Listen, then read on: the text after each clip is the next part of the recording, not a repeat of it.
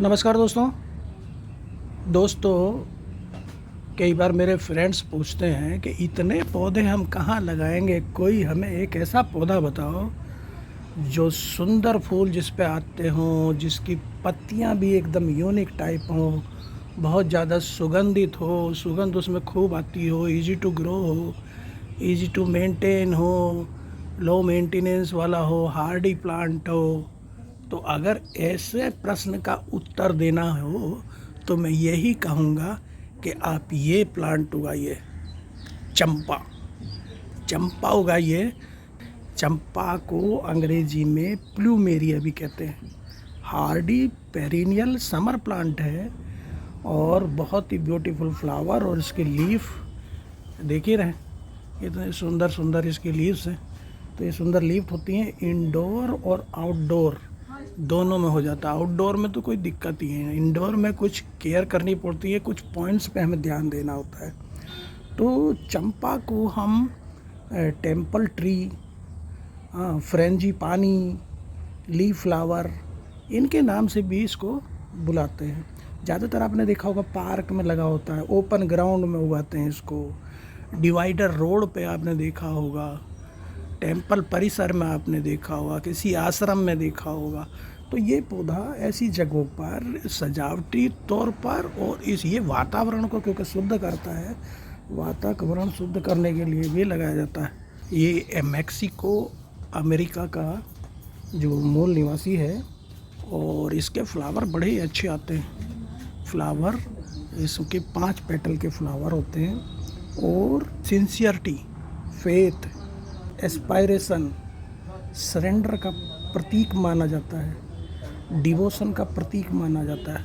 मुख्य रूप से इसकी 3 ही प्रजातियाँ, वैसे तो इसको इसकी ग्रोथ के आधार पर, इसके फूलों के कलर के आधार पर बहुत सारे उसमें डिवाइड करते हैं, लेकिन मुख्य रूप से इसकी 3 ही प्रजातियाँ हैं। एक प्रजाति है प्लूमेरिया रूब्रा।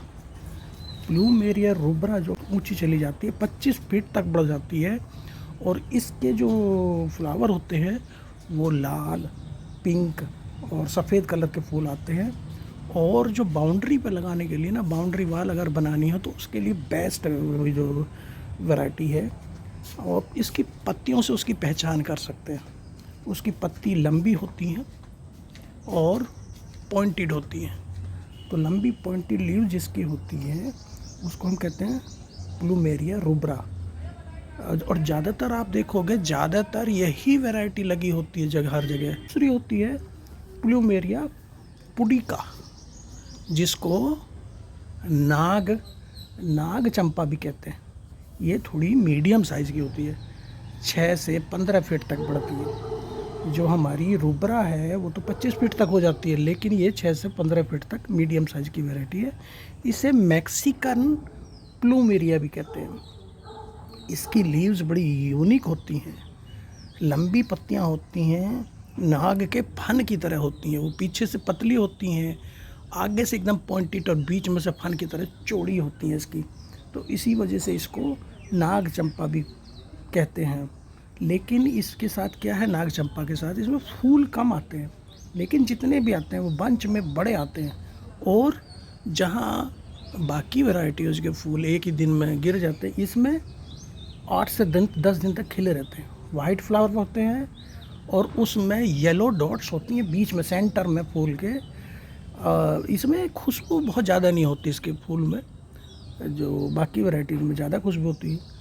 लेकिन इसकी ख़ास बात यह है कि नाग चंपा इंडोर में भी हो जाती है, और इसे खास करके फूलों के लिए नहीं बल्कि फोलिएज के लिए उगाते हैं। और तीसरी जो है वो है प्लूमेरिया ओबटूसा।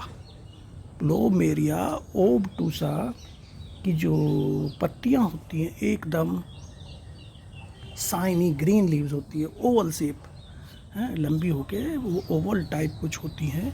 ओवल शेप देख रहे हैं, जैसे मेरे पौधे को ये देख रहे हैं, लंबी ओवल शेप ग्रीन लीव्स होती हैं। इसे छोटे से बड़े आकार में आप ढाल सकते हैं, मतलब छोटा रखना छोटा रख सकते हैं, बड़ा करना बड़ा कर सकते हैं। स्लो ग्रोथ है इसकी, नेचर बुशी नेचर है। देख रहे हैं मेरे पौधे को, बुशी नेचर है। डार्क डेंस लीव्स जिसमें आती हैं। फूल इसमें सफ़ेद आते हैं येलो डॉट्स के साथ, येलो डॉट सेंटर में येलो डॉट्स होती है। सुगंधित फूल हैं और फूल इसके क्लस्टर में आते हैं, क्लस्टर में आते हैं। और ये जैसे कि मेरे यहाँ पे रूफ टॉप पे टेरेस गार्डन में मेरे यहाँ लगा, तो ये रूफ टॉप पर उगाने के लिए सबसे ठीक यही है जो हमारा ऑब्टूसा है, प्लूमेरिया ऑब्टूसा।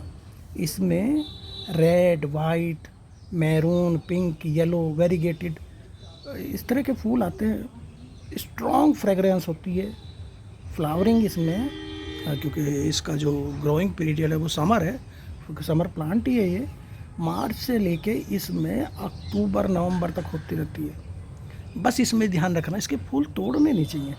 अगर फूल तोड़ते हैं तो कम आते हैं, अपने आप उनको गिरने दीजिए, जब लगेंगे तो अपने आप गिरने दीजिए, तो अच्छे चलते हैं। तो और नहीं तो ये होता है कि फूल आप तोड़ेंगे तो हो सकता है अगले सीजन में आए ही ना, अल्टरनेट बियरिंग टाइप इसमें हो जाता है आम की तरह।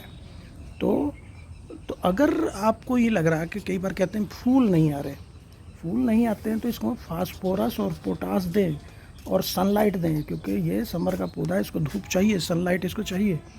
5-6 घंटे इसको सनलाइट दीजिए। इसकी केयर के पॉइंट वाइज एक बात होता है, ये रखना कहाँ चाहिए, जैसे लोकेशन पहले बात आती है। तो इसे आउटडोर, इंडोर या पोट्स में या रूफ टॉप पर कर सकते हैं, घर के बाहर भी कर सकते हैं, लेकिन आउटसाइड होम, घर के बाहर सबसे बेस्ट माना जाता है। सॉइल इसके लिए सैंडी सॉइल वेल ड्रेन्ड होनी चाहिए।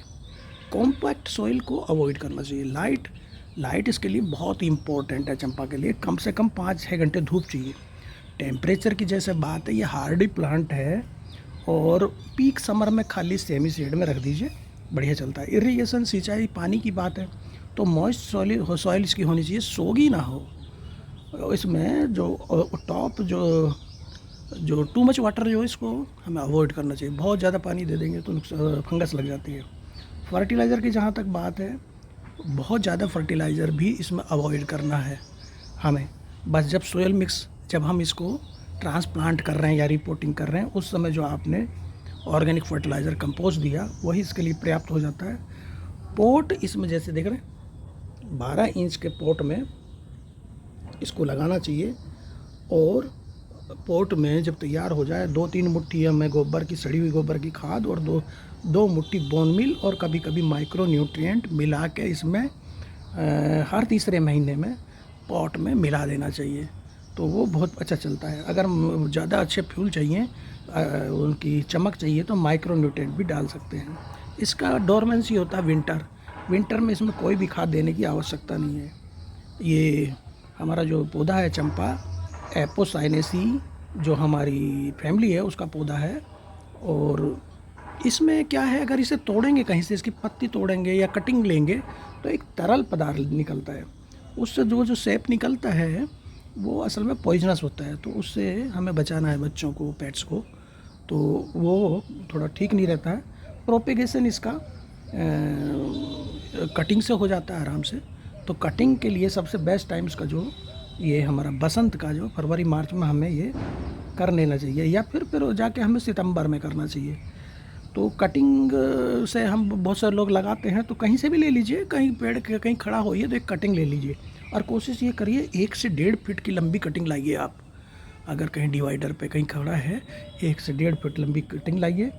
और जब इसका जो सफ़ेद तरल है वो पूरा निकल जाए, उसको रख दीजिए। और अगर तुरंत लगाना है तो जहाँ से काटा है वो फफूंदीनाशक में इसको भिगो दीजिए उस पार्ट को। और कोशिश ये करें कि ऊपर का भाग जो टिप का लें हम, ऊपर का ना कटा हो, बस कटिंग का नीचे का 45 डिग्री पे जो आपने शार्प आपने कटर से काटा वो ही लें, उस पर फफूंदीनाशक में भिगोएं और 3-4 दिन बाद कटिंग को लगाएं। और जो उसके ऊपर ज़्यादा पत्तियाँ हो तो उनको रिमूव कर दें। फंजीसाइड और ग्रोथ जो हमारा रूटिंग हार्मोन है उसको इस्तेमाल करें। और पोटिंग के लिए जब शुरू में ही हम इसको लगा रहे हैं कटिंग को, तो उसमें केवल हमें 2 चीज़ लेनी है। एक तो गार्डन सॉइल ले लीजिए 3 भाग, और 1 भाग ले लीजिए वर्मी कंपोस्ट, और बस पानी दे दीजिए। सेमी शेड में रख दीजिए 1 महीने के लिए, और 1 महीने के बाद इसको आप धूप में रख सकते हैं। और इसके 2.5 महीने के बाद आप ट्रांसप्लांट कर सकते हैं कम से कम 10 से 12 इंच के पॉट में। तो इसमें अगर ट्रांसप्लांटिंग कर रहे हैं तो उस समय सॉइल कौन सी हमें बनानी होगी? उस समय हमें 70% गार्डन सॉइल लेनी चाहिए और 20% कंपोस्ट और 10% कोकोपीट।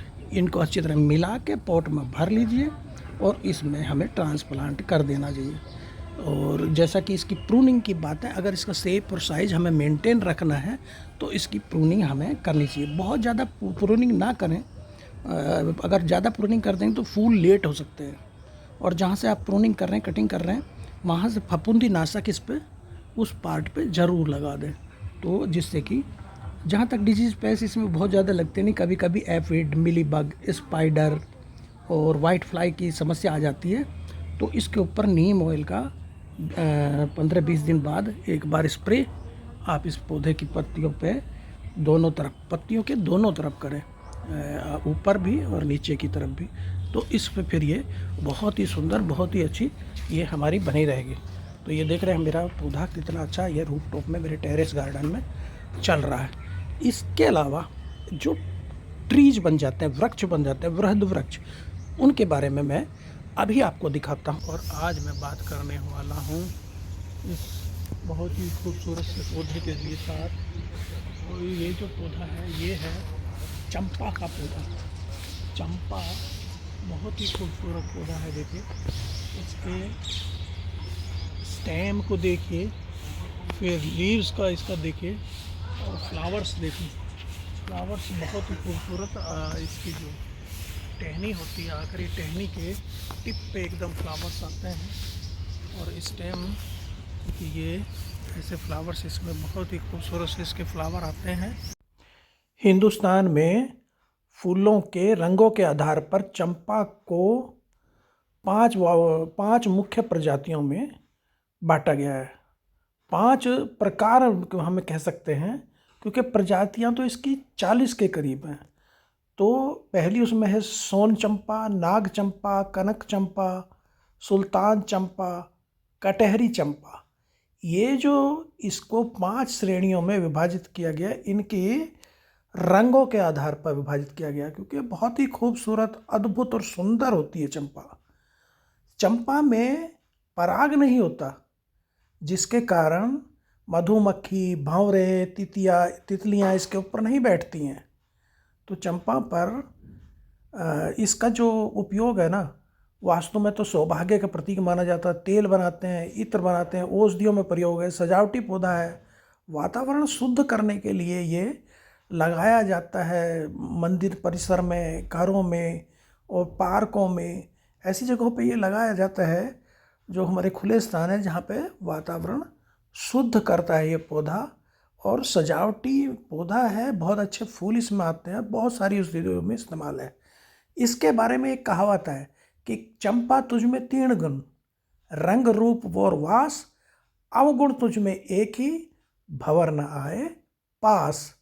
तो इसके पास भंवरे इसके पास नहीं आते, क्योंकि इसमें पराग नहीं होता है। साथ ही इसके अंदर बहुत तीक्ष्ण गंध आती है, जिसके कारण भंवरे, तितलियाँ ये इसके पास, इसके फूल पर नहीं बैठती हैं। इसको अगर चंपा को हम कहीं से तोड़ते हैं, किसी भी भाग को, पत्ती को तोड़ें, तने को काटें, ये कटिंग लें, तो उसमें एक मिल्की लिक्विड निकलता है। इसी मिल्की लिक्विड के कारण इसको नहीं लगाते हैं घर में।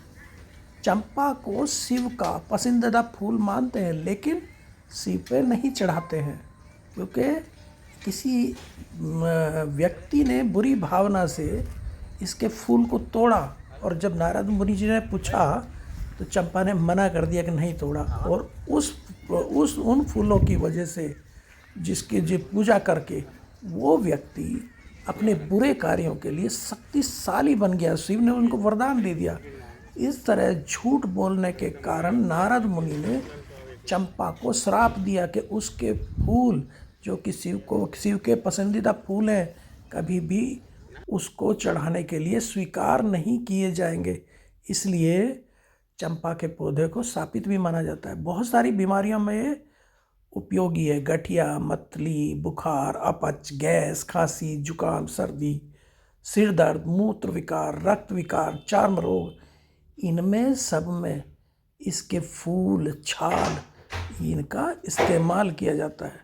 इस तरह चंपा एक बहुत ही उपयोगी पेड़ है, उपयोगी पौधा है, जिसको हम अपने घर पे, अपने रूफटॉप पे, अपने गार्डन में, अपने पार्क में लगा सकते हैं। तो मेरा ये वीडियो कैसा लगा साथियों?